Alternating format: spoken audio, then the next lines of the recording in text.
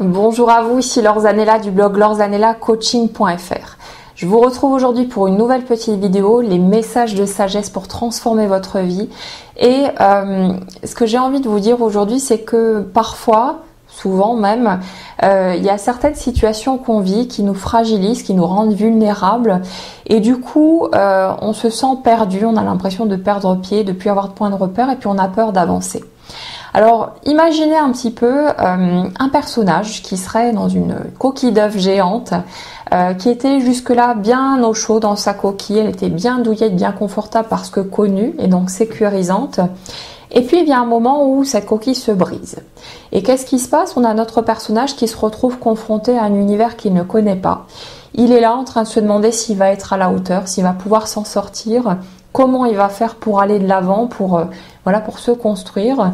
Et en fait, le message qu'on lui donne ici, c'est que il suffit simplement de prendre le temps, de découvrir ce nouvel univers qui est là autour de lui, de faire un pas à la fois, de prendre le temps aussi d'acquérir des forces, de se nourrir intérieurement en avançant petit à petit, au fur et à mesure, sans se presser et en sortant petit à petit de cette zone de confort. La zone de confort, c'était sa coquille au départ, l'univers qu'il connaissait, qui lui était familier. Alors certes, ça peut faire peur de s'éloigner de cette zone-là, mais c'est en fait nécessaire pour notre évolution. Si vous restez tout le temps dans ce que vous connaissez, dans vos habitudes, dans tout ce qui est rassurant et sécurisant pour vous, ok, ce sera sécurisant, ce sera rassurant. Mais le truc, c'est que si vous voulez évoluer, si vous voulez faire progresser votre vie, il est absolument nécessaire de faire des pas au-delà de cette zone de confort, au-delà de ce que vous connaissez, de relever de nouveaux défis, de progresser vers des choses inconnues, parce que sinon vous tournerez en rond éternellement et ça m'étonnerait fort que vous soyez satisfait et heureux de ce type de vie-là.